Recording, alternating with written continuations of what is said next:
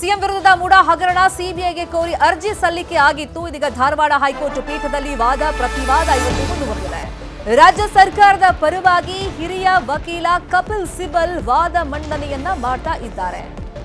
ಈ ಪ್ರಕರಣವನ್ನ ಸಿಬಿಐಗೆ ಯಾಕೆ ಕೊಡಬೇಕು ಅನ್ನೋ ಕುರಿತಂತೆ ಸುಪ್ರೀಂ ಕೋರ್ಟ್ನ ಕೆಲವೊಂದು ಆದೇಶಗಳನ್ನ ನ್ಯಾಯಪೀಠದ ಮುಂದಿಟ್ಟು ದೂರುದಾರ ಅರ್ಜಿದಾರ ಸ್ನೇಹಮಯಿ ಕೃಷ್ಣ ಪರ ವಕೀಲರು ಮಣಿಂದರ್ ಸಿಂಗ್ ಅವರು ಸುದೀರ್ಘವಾಗಿ ವಾದವನ್ನ ಮಂಡಿಸಿದ್ರು. ಇದೀಗ ರಾಜ್ಯ ಸರ್ಕಾರದ ಪರ ಹಿರಿಯ ವಕೀಲ ಕಪಿಲ್ ಸಿಬಲ್ ಅವರು ವಾದವನ್ನ ಮಂಡನೆ ಮಾಡ್ತಾ ಇದ್ದಾರೆ, ಪ್ರತಿವಾದವನ್ನ ಮಂಡನೆ ಮಾಡ್ತಾ ಇದ್ದಾರೆ. ಈಗ ಅರ್ಜಿದಾರರು ಏನ್ ಹೇಳ್ತಾ ಇದ್ದಾರೆ? ಲೋಕಾಯುಕ್ತ ತನಿಖಾ ಸಂಸ್ಥೆ ಮೇಲೆ ತಮಗೆ ನಂಬಿಕೆ ಇಲ್ಲ, ಕಾರಣ ಪಾರದರ್ಶಕವಾಗಿ ಅವರು ತನಿಖೆಯನ್ನ ಮಾಡಿ ವರದಿಯನ್ನ ಕೊಟ್ಟಿದ್ದಾರೆ ಅನ್ನೋ ನಂಬಿಕೆ ನಮಗೆ ಮೊದಲಿನ ದಿನದಿಂದಲೂ ಇಲ್ಲ. ಈ ನಿಟ್ಟಿನಲ್ಲಿ ಸಿಬಿಐಗೆ ಕೊಡಬೇಕು, ಸಿಬಿಐಗೆ ಕೊಟ್ಟರೆ ಮಾತ್ರ ಮುಡಾದಲ್ಲಿ ಸಾವಿರಾರು ಕೋಟಿ ಹಗರಣ ಆಗಿದೆ ಅಂತೆಲ್ಲ ಅವರು ಆರೋಪಗಳನ್ನ ಮಾಡ್ತಾ ಇದ್ರು. ಇನ್ನು ಮುಡಾ ಸೈಟ್ ಹಗರಣ ಅತಿ ದೊಡ್ಡ ಸುದ್ದಿ ಇದು. ಸಿಎಂ ಪತ್ನಿ ಪಾರ್ವತಿಗೆ ಇಡಿಯಿಂದ ನೋಟಿಸ್ ಅನ್ನ ಜಾರಿ ಮಾಡಲಾಗಿದೆ. ಇದರ ಜೊತೆಗೆ ಸಚಿವ ಭೈರತಿ ಸುರೇಶ್ ಅವ್ರಿಗೂ ಕೂಡ ಜಾರಿ ನಿರ್ದೇಶನಾಲಯದಿಂದ ನೋಟಿಸ್ ಅನ್ನ ಜಾರಿ ಮಾಡಲಾಗಿತ್ತು. ಇವತ್ತೇ ವಿಚಾರಣೆಗೆ ಹಾಜರಾಗಬೇಕು ಅಂತ ಹೇಳಿ ನೋಟಿಸ್ನಲ್ಲಿ ಸೂಚನೆಯನ್ನ ನೀಡಲಾಗಿತ್ತು. ಜಾರಿ ನಿರ್ದೇಶನಾಲಯದ ಈ ನೋಟಿಸ್ ಅನ್ನ ಪ್ರಶ್ನೆ ಮಾಡಿ ಹೈಕೋರ್ಟ್ ಅಲ್ಲಿ ಇಬ್ರು ಅರ್ಜಿಯನ್ನ ಸಲ್ಲಿಕೆ ಮಾಡಿಕೊಂಡಿದ್ರು. ಮತ್ತೆ ತುರ್ತಾಗಿ ಅದನ್ನ ವಿಚಾರಣೆ ನಡೆಸಬೇಕು ಅಂತಲೂ ಕೂಡ ಮನವಿಯನ್ನ ಮಾಡಿಕೊಂಡಿದ್ರು. ಹಾಗಾಗಿ ನ್ಯಾಯಮೂರ್ತಿಗಳಾಗಿರುವಂತ ಎಂ ನಾಗಪ್ರಸನ್ನ ಅವರ ಮುಂದೆ ತುರ್ತು ವಿಚಾರಣೆಗೆ ಇದೀಗ ಅನುಮತಿ ಸಿಕ್ಕಿದೆ. ಅಂದ್ರೆ ಮಧ್ಯಾಹ್ನ ವಿಚಾರಣೆ ನಡೆಸೋದಾಗಿ ನಾಗಪ್ರಸನ್ನ ಅವರು ಹೇಳಿದ್ದಾರೆ. ಧಾರವಾಡ ಹೈಕೋರ್ಟ್ ಪೀಠದಲ್ಲಿ ಒಂದು ಕಡೆ ಈ ಮುಡಾ ಹಗರಣವನ್ನ ಸಿಬಿಐಗೆ ಕೊಡಬೇಕಾ ಬೇಡ್ವಾ ಅನ್ನೋ ಕುರಿತಂತೆ ವಾದ ಪ್ರತಿವಾದಗಳು ತೀವ್ರ ರೀತಿಯಲ್ಲಿ ಆಗ್ತಾ ಇದ್ರೆ, ಇನ್ನೊಂದ್ ಕಡೆ ಇದೇ ಪ್ರಕರಣದಲ್ಲಿ ಸಿಎಂ ಪತ್ನಿ ಪಾರ್ವತಿ ಅವರಿಗೆ ಹಾಗೇನೆ ಸಚಿವ ಭೈರತಿ ಸುರೇಶ್ಗೆ ಇಡಿ ಕೊಟ್ಟಿರುವಂತ ನೋಟಿಸ್ ಅನ್ನು ನಿಮ್ಮ ಮುಂದೆ ತೋರಿಸ್ತಾ ಇದ್ದೀವಿ. ಇನ್ಫ್ಯಾಕ್ಟ್ ಇವತ್ತೇ ವಿಚಾರಣೆಗೆ ಹಾಜರಾಗಬೇಕು ಅಂತ ಅದರಲ್ಲಿ ಸೂಚನೆಯನ್ನ ನೀಡಲಾಗಿತ್ತು. ತುರ್ತು ವಿಚಾರಣೆಗೆ ಈಗ ಕೋರ್ಟ್ಗೆ ಮನವಿಯನ್ನ ಮಾಡಿಕೊಂಡಿದ್ದಾರೆ. ಈ ನಿಟ್ಟಿನಲ್ಲಿ ಮಧ್ಯಾಹ್ನದ ನಂತರ ಈ ಅರ್ಜಿ ವಿಚಾರಣೆಯನ್ನ ಕೈಗೆತ್ತಿಕೊಳ್ಳೋದಾಗಿ ನ್ಯಾಯಮೂರ್ತಿಗಳಾಗಿರುವಂತ ನಾಗಪ್ರಸನ್ನ ಅವರು ಹೇಳಿದ್ದಾರೆ.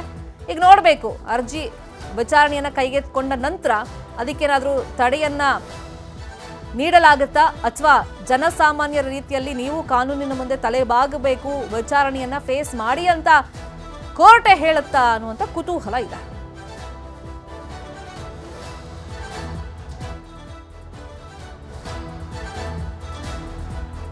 ಇನ್ನು ಸಿಎಂ ಪತ್ನಿಗೆ ಇಡಿ ನೋಟಿಸ್ ವಿಚಾರ ಹೌದು, ನೋಟಿಸ್ ಬಂದಿದೆ ಅಂತ ಸಿಎಂ ಹೇಳಿದ್ದಾರೆ. ಹೆಚ್ಚಿನ ಮಾಹಿತಿ ನೀಡೋದಕ್ಕೆ ಈ ಕುರಿತಂತೆ ಸಿಎಂ ನಿರಾಕರಿಸಿದ್ದಾರೆ. ಈ ನೋಟಿಸ್ ವಿಷಯನೇ ಇದೀಗ ದೊಡ್ಡ ಮಟ್ಟದಲ್ಲಿ ಚರ್ಚೆ ಆಗ್ತಾ ಇದೆ. ಈ ಹಿಂದಿನಿಂದೂ ನಾವು ಹೇಳ್ತಾ ಇದ್ವಿ, ಕೇಸಲ್ಲಿ ಜಾರಿ ನಿರ್ದೇಶನಾಲಯ ಎಂಟ್ರಿ ಆದಾಗಿನಿಂದಲೂ ಕೂಡ ಮತ್ತೆ ಈ ಪ್ರಕರಣದಲ್ಲಿ ಕೇಳಿಬಂದಂತ ಹೆಸರುಗಳು ಸಾಕಷ್ಟು ಜನ ಅಧಿಕಾರಿಗಳು, ಈ ಹಿಂದಿನ ಆಯುಕ್ತರು ಮತ್ತೆ ಲೋಕಾಯುಕ್ತ ಅಧಿಕಾರಿಗಳನ್ನು ಕೂಡ ಇಡಿ ಅಧಿಕಾರಿಗಳು ಕೆಲವೊಂದು ಪ್ರಶ್ನೆಗಳನ್ನ ಕೇಳಿದ್ರು, ಸುದೀರ್ಘವಾದ ಪತ್ರಗಳನ್ನು ಬರೆದಿದ್ರು ಈ ಮುಡಾ ಕೇಸ್ ವಿಷಯವಾಗಿ. ಆಗ್ಲೇ ಚರ್ಚೆಗಳಾಗ್ತಾ ಇತ್ತು ಸಿಎಂ ಪತ್ನಿಗೆ ಮತ್ತೆ ಸಿಎಂಗೆ ಖುದ್ದಾಗಿ ಯಾವಾಗ ನೋಟಿಸ್ ಬರುತ್ತೆ ಅಂತ. ಇನ್ನು ಸಿಎಂ ಪತ್ನಿಗೆ ನೋಟಿಸ್ ವಿಷಯವಾಗಿ ಸಿದ್ದರಾಮಯ್ಯ ರಿಯಾಕ್ಷನ್ ಕೊಟ್ಟಿದ್ದಾರೆ. ನೋಟಿಸ್ ಬಂದಿರೋದು ಹೌದು ಅಂತ. ಮತ್ತೆ ನೋಟಿಸ್ ಅಲ್ಲೂ ನಾವು ಸ್ಪಷ್ಟವಾಗಿ ನಿಮಗೆ ತೋರಿಸ್ತಾ ಇದ್ದೀವಿ, ನಾಳೆ ಬೆಳಗ್ಗೆ 11 ಗಂಟೆಗೆ ಜಾರಿ ನಿರ್ದೇಶನಾಲಯದ ವಿಚಾರಣೆಗೆ ಬರಬೇಕು ಅಂತ ಹೇಳಿ ಸಿಎಂ ಪತ್ನಿ ಪಾರ್ವತಿ ಮತ್ತೆ ಸಚಿವ ಭೈರತಿ ಸುರೇಶ್ ಅವರಿಗೆ ನೋಟಿಸ್ ಅನ್ನ ಇಶ್ಯೂ ಮಾಡಲಾಗಿದೆ.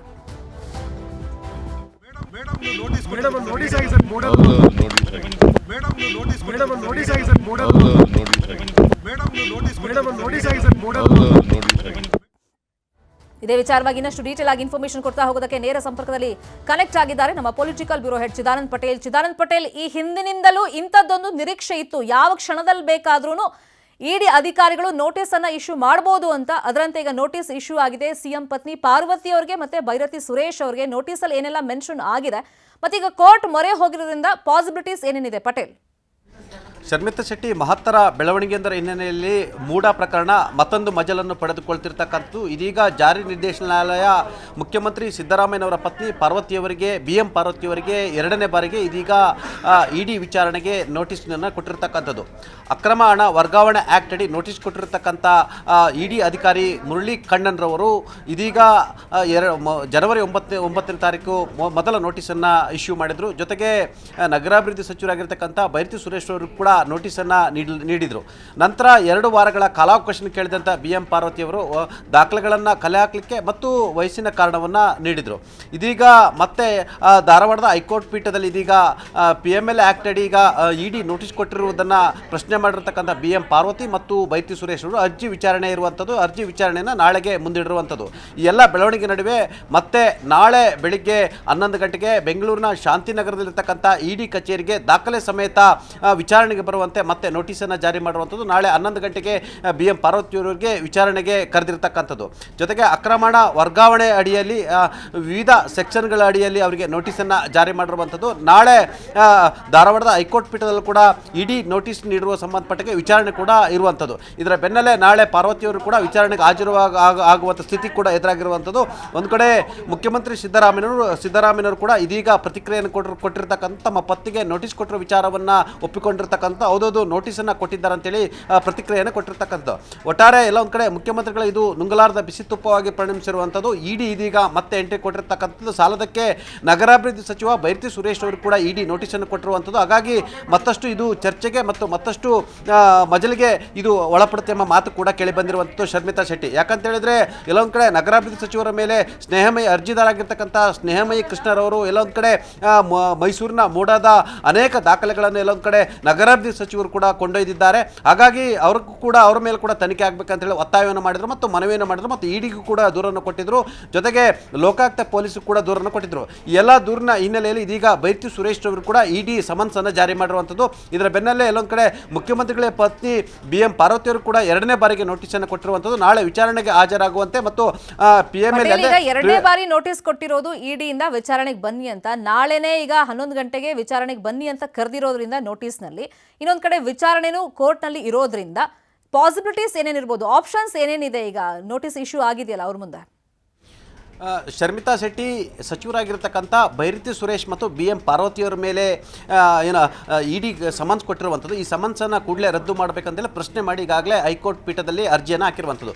ಇವತ್ತು ತುರ್ತು ವಿಚಾರಣೆಯನ್ನು ಮಾಡಬೇಕಂತೇಳಿ ಮನವಿಯನ್ನು ಮಾಡಿರುವಂಥದ್ದು. ಆದರೆ ತುರ್ತು ವಿಚಾರಣೆಗೆ ನಿರಾಕರಿಸಿರ್ತಕ್ಕಂಥ ನ್ಯಾಯಮೂರ್ತಿ ನಾಗಪ್ರಸನ್ನರವರು ನಾಳೆ ವಿಚಾರಣೆ ಕೈಗೆತ್ತಿಕೊಳ್ತೀನಿ ಅಂತ ಹೇಳಿರುವಂಥದ್ದು. ಹಾಗಾಗಿ ಇನ್ನೂ ಕೂಡ ಇಡಿ ಸಮನ್ಸ್ ಸಂಬಂಧಪಟ್ಟಿಗೆ ಹೈಕೋರ್ಟ್ ಇವರ ತುರ್ತು ಅರ್ಜಿಗೆ ಯಾವುದೇ ರೀತಿಯ ಪ್ರತಿಕ್ರಿಯೆಯನ್ನು ಕೊಟ್ಟಿಲ್ಲ ಮತ್ತು ತಡೆಯನ್ನು ಕೂಡ ಕೊಟ್ಟಿಲ್ಲ. ವಿಚಾರಣೆಯನ್ನು ನಾಳೆಗೆ ಕೂಡ ಮುಂದೂಡಿದ್ರಿಂದ ಅನಿವಾರ್ಯವಾಗಿ ವಿಚಾರಣೆ ಆಗುವವರೆಗೂ ತಡೆ ಕೊಡುವವರೆಗೂ ಕೂಡ ನಾಳೆ ಅನಿವಾರ್ಯವಾಗಿ BM ಪಾರ್ವತಿಯವರು ಎಲ್ಲೊಂದು ಕಡೆ ನಾಳೆ ಇಡಿ ವಿಚಾರಣೆಗೆ ಹಾಜರಾಗುವ ಸಾಧ್ಯತೆ ಇದೆ ಅಂತ ಹೇಳಲಾಗ್ತಿದೆ. ಅಥವಾ ಹೈಕೋರ್ಟ್ನಲ್ಲಿ ಅರ್ಜಿ ಹಾಕಿದ್ರಿಂದ ಮತ್ತೊಂದು ಮನವಿಯನ್ನು ಮಾಡೋ ಸಾಧ್ಯತೆ ಇದೆ ಅಂತ ಹೇಳಲಾಗ್ತಿರುವಂಥದ್ದು. ಯಾಕಂತ ಹೇಳಿದ್ರೆ ಅಕ್ರಮ ಹಣ ವರ್ಗಾವಣೆ ಅಡಿಯಲ್ಲಿ ನೋಟಿಸನ್ನು ಕೊಟ್ಟಿರುವಂಥದ್ದು ಮತ್ತು ದಾಖಲೆಗಳನ್ನು ತೆಗೆದುಕೊಂಡು ಬರಬೇಕು ಅಂತೇಳಿ ಕೂಡ ಹೇಳಿರುವಂಥದ್ದು. ಹಾಗಾಗಿ ನಾಳೆ ಪಾರ್ವತಿಯವರು ಇಡಿ ವಿಚಾರಣೆಗೆ ಹಾಜರಾಗುವ ಸಂದರ್ಭದಲ್ಲಿ ತಮಗೆ ಬಂದಿರತಕ್ಕಂಥ ಜಮೀನು ಮತ್ತು ಸೈಟ್ನ ಅಷ್ಟು ದಾಖಲೆಗಳನ್ನು ಕೊಂಡೊಯ್ಯಬೇಕಾಗಿದೆ ಮತ್ತು ಆ ದಾಖಲೆಗಳ ಸಂಬಂಧಪಟ್ಟ ಇಡಿ ಕೇಳುವಂತ ಎಲ್ಲ ಪ್ರಶ್ನೆಗಳಿಗೂ ಉತ್ತರವನ್ನು ಕೊಡಬೇಕಾಗಿದೆ. ಈಗಾಗಲೇ ಇಡಿಯ ಅಧಿಕಾರಿಯಾಗಿರ್ತಕ್ಕಂಥ ಮುರಳಿ ಕಣ್ಣನ್ರವರ ಹೆಸರಿನಲ್ಲಿ ಈಗಾಗಲೇ ಸಮನ್ಸ್ ಅನ್ನು ಜಾರಿ ಮಾಡಿರುವಂಥದ್ದು ಶರ್ಮಿತಾ ಶೆಟ್ಟಿ. ಆ ಮುಖಾಂತರ ಇದೊಂಥರ ಮುಖ್ಯಮಂತ್ರಿ ಮತ್ತು ಅವರ ಕುಟುಂಬಕ್ಕೆ